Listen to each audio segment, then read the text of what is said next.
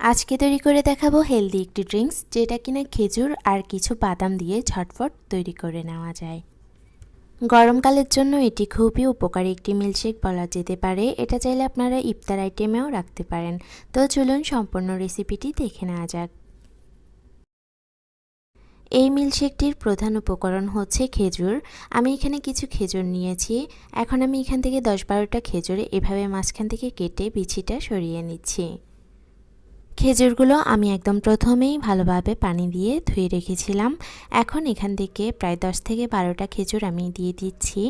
এখন দিয়ে দিচ্ছি 15টা কাঠবাদাম আর দিচ্ছি 10টা কাজু বাদাম।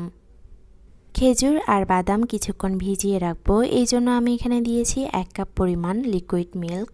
এখানে আমি কুসুম গরম দুধ ব্যবহার করছি, এতে করে খেজুর আর বাদামগুলো খুবই অল্প সময় নরম হয়ে যাবে।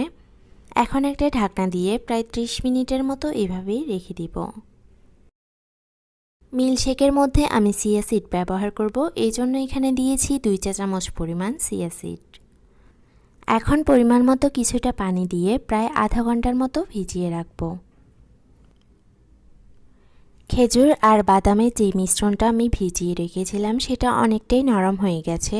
কিছুক্ষণ ভিজিয়ে রাখার সুবিধা হচ্ছে এটা যখন আমি ব্লেন্ড করব তখন একদম স্মুথভাবে ব্লেন্ড হয়ে যাবে। এখন সম্পূর্ণ মিশ্রণটা আমি একটি ব্লেন্ডার জারের মধ্যে নিয়ে নিয়েছি। এখন দিচ্ছি 2 কাপ পরিমাণ লিকুইড মিল্ক। মিল্কশেকের মধ্যে খুবই সুন্দর একটা ফ্লেভার দেওয়ার জন্য আমি এখানে ব্যবহার করছি 1 চা চামচের 3 ভাগের 1 ভাগ পরিমাণ এলাচের গুঁড়া। এখন সব কিছু একসাথে ব্লেন্ড করে নিচ্ছি।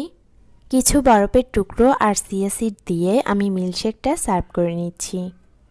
কেউ চাইলে এই পর্যায়ে চিনি ব্যবহার করতে পারবেন। আমি যেহেতু এখানে খেজুর ব্যবহার করেছি, আমার জন্য মিষ্টিটা একদম পারফেক্ট হয়েছে, তাই আমি এখানে কোনো এক্সট্রা চিনি ব্যবহার করছি না। গরমকালে বাসায় ঝটফট খুব অল্প সময়ের মধ্যে এই হেলদি ড্রিঙ্কসটা তৈরি করে নেওয়া যাবে।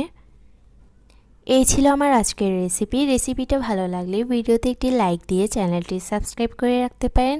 আজকের মতো এখানেই বিদায় নিচ্ছি। সবাই ভালো থাকবেন। আল্লাহ হাফেজ।